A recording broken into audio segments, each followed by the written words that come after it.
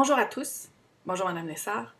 Mon nom est Julie Tremblay et comme vous vous en doutez peut-être, j'ai suivi un cours avec vous cette session-ci à distance.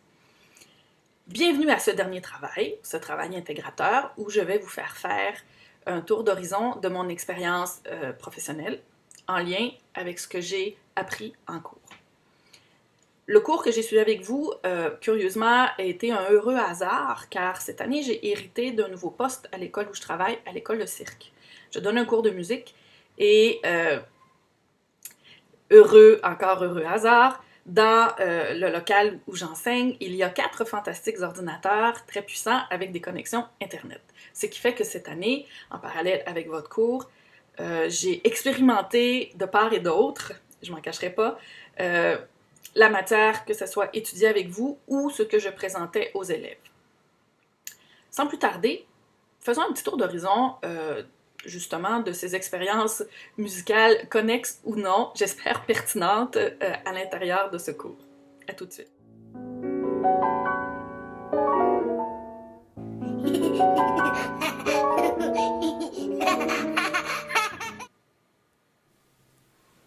Alors, il serait difficile de me concentrer uniquement sur le contenu du cours parce que ça fait plusieurs années que, mine de rien, j'utilise des tics dans mon travail. Et c'est vraiment la chose que je me suis rendu compte cette année et qui est la grande révélation de votre cours. C'est que j'étais beaucoup plus informatiquement compétente que je le pensais.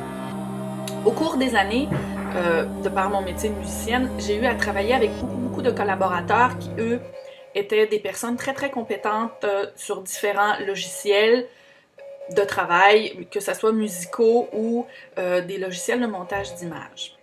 J'ai eu également à travailler avec des graphistes qui, eux, étaient très compétents, on comprendra bien, avec des logiciels tels que Photoshop. Ce que je me suis aussi rendu compte, c'est que les musiciens, souvent quand on travaille n'ayant pas un gros budget, on apprend à faire à peu près un peu de tout sur le tas.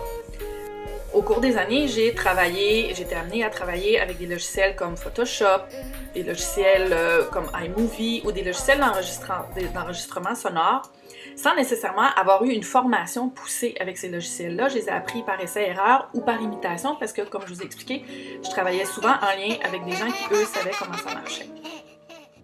Ce qui fait que quand j'ai commencé à travailler dans votre cours, surtout sur les premiers travaux, les captures d'écran, comment on peut se servir de logiciels quand même ou de manœuvres sur l'ordinateur quand même assez simple, j'ai commis un choc en me disant, mais mon Dieu, est-ce qu'il y a des gens qui savent pas faire ça? Je sais que ça fait un peu pompeux, là, mais c'est à peu près ça que j'ai eu comme réflexion.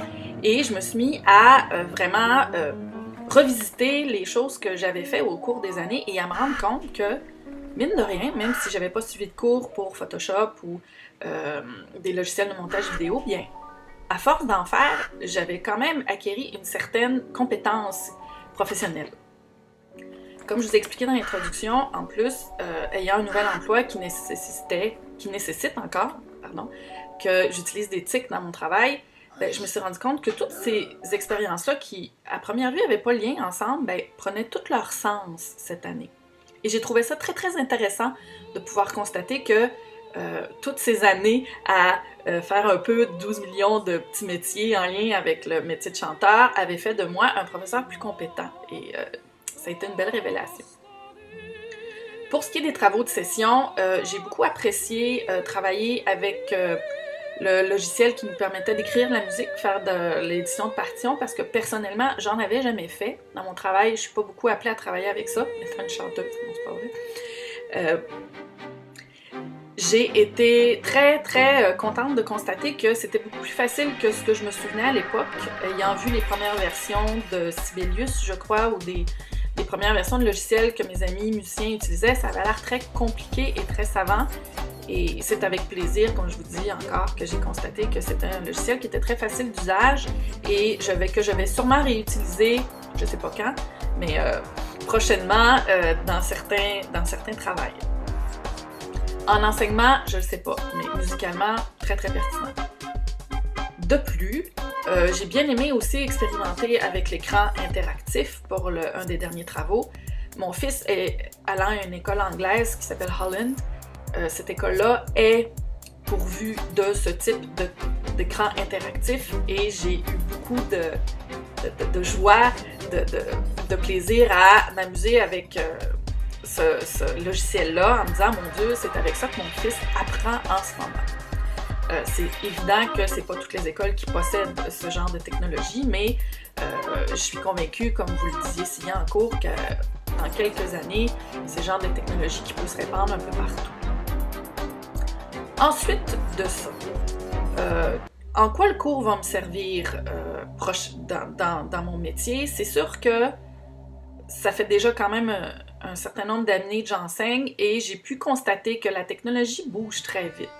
C'est très essentiel pour nous d'être toujours, le plus possible du moins, à l'écoute des nouvelles technologies et bien branché sur ce qui se passe. Non seulement pour l'utiliser d'une façon pertinente en cours, mais je crois que c'est essentiel pour maintenir un lien avec les élèves avec qui on travaille.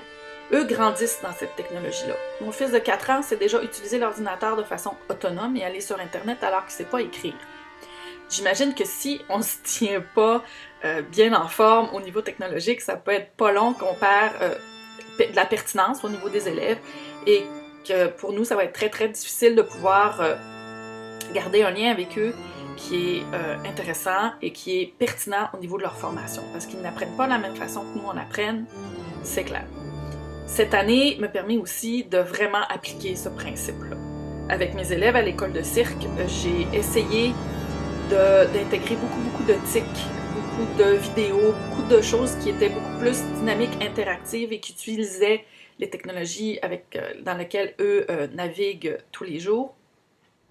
C'est difficile parce que souvent je me questionnais à savoir si c'était pertinent à l'intérieur de mon cours, si je mettais pas, comme vous le dites si bien dans votre cours, si je mettais pas des tics juste parce que j'avais les ordinateurs et la possibilité de le faire.